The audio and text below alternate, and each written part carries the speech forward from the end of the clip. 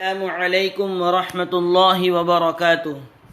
کیسے ہو پیارے بچوں؟ امید ہے کہ آپ سب خیریت سے ہوں گے۔ گزشتہ کل قرآن کریم کے اندر چوتھے پارے میں آپ کو 5 رکوع تک یعنی چوتھا اور 5واں رکوع ریویژن کے اندر دیا تھا۔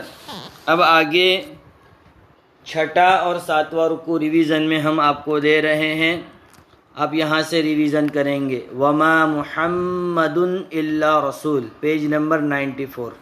یہ رکوع یہاں تک مکمل، اور اس کے بعد یہ 6واں رکوع یا ایھا الذین، یہاں سے لے کر یہاں تک ان اللہ غفور حلیم، دیکھو پیج نمبر 97، ان اللہ غفور حلیم۔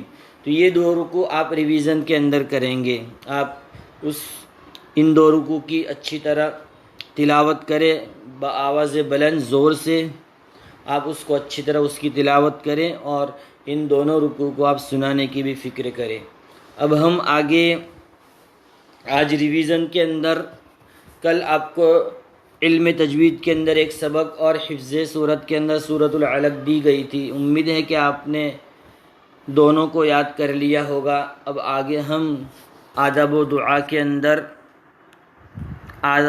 کے اندر ایک یہ دعا، دسترخوان اٹھانے کی دعا، اور اسی طرح ناخن کاٹنے کے آداب، اور جب کوئی پسندیدہ چیز دیکھے تو کون سی دعا پڑھی جائے گی، اسی طرح جب کوئی ناپسندیدہ چیز دیکھے تو کون سی دعا پڑھیں گے۔ تو یہ 4 دعا، 3 دعا ہے اور ایک ناخن کاٹنے کے آداب، یہ آپ اچھی طرح یاد کریں گے اور آپ اس کو سنائیں گے۔ اب ہم سیرت کے اندر اپنا نیا سبق جہاں سے ہم نے چھوڑا تھا، جہاں سے ہمارا باقی ہے ادھورا، وہاں سے ہم پڑھتے ہیں۔ دیکھو یہاں سے باقی ہے۔ حضور صلی اللہ علیہ وسلم کے بچپن کی وہ بات سب جانتے ہیں، یعنی ہمارے نبی صلی اللہ علیہ وسلم کی شرم و حیا کے بارے میں یہ سبق ہے۔ تو ہمارے نبی کے بچپن کا واقعہ بیان کر رہے ہیں کہ ہمارے نبی کیسے شرمیلے تھے، کہ جب کعبے کی مرمت ہونے لگی تو آپ صلی اللہ علیہ وسلم بھی بچوں کے ساتھ پتھر دھوتے تھے یعنی اٹھاتے تھے۔ پتھر دھونے میں آپ کے کندھے چھل گئے، آپ کے کندھے کے اوپر آپ پتھر اٹھاتے تھے، جس کی وجہ سے آپ کے کندھے چھل گئے۔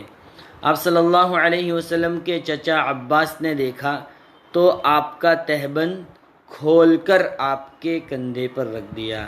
تہبند یعنی لنگی جو آپ نے پہنی ہوگی، تو آپ کے چچا حضرت عباس رضی اللہ تعالی عنہ نے اس کو کھول کر ہمارے نبی کے کندھے پر رکھ دیا۔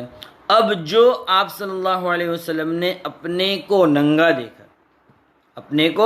ننگا دیکھا تو شرم کے مارے بے ہوش ہو کر گر پڑے۔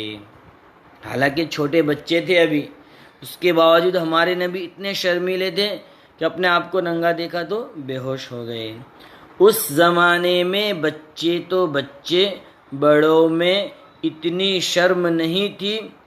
بہت سے لوگ تو ننگے ہو کر کعبے کا طواف کرتے تھے۔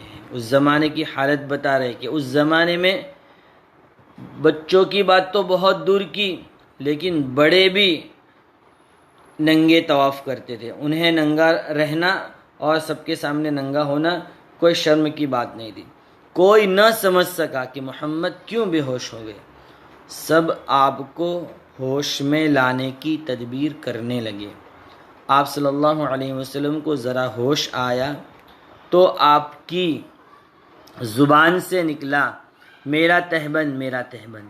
اب سب لوگ سمجھے کہ آپ صلی اللہ علیہ وسلم کیوں بے ہوش ہو گئے تھے۔ آپ صلی اللہ علیہ وسلم کو تہبند باندھا گیا تو آپ نے آنکھیں کھولی، اٹھے اور پھر کام کرنے لگے۔ کیسے شرمیلے تھے پیارے نبی صلی اللہ علیہ وسلم۔ اب یہ 2 سوال ہیں، وہ انشاءاللہ اس کے جواب ہم آپ کو کل بتائیں گے۔ ابھی آپ یہ جو پورا سبق ہو چکا ہے، ہمارے نبی صلی اللہ علیہ وسلم کیسے شرمیلے تھے، ہمارے نبی صلی اللہ علیہ وسلم کی شرم و حیا سبق نمبر 8، تو اس کی آپ بہت اچھی طرح ریڈنگ کریں گے، آپ بار بار اس کو ریڈ کریں گے. تو یہاں تک کہ اب ہم اپنا ویڈیو سٹاپ کر دیتے ہیں. جزاک اللہ خیر. السلام علیکم ورحمۃ اللہ وبرکاتہ.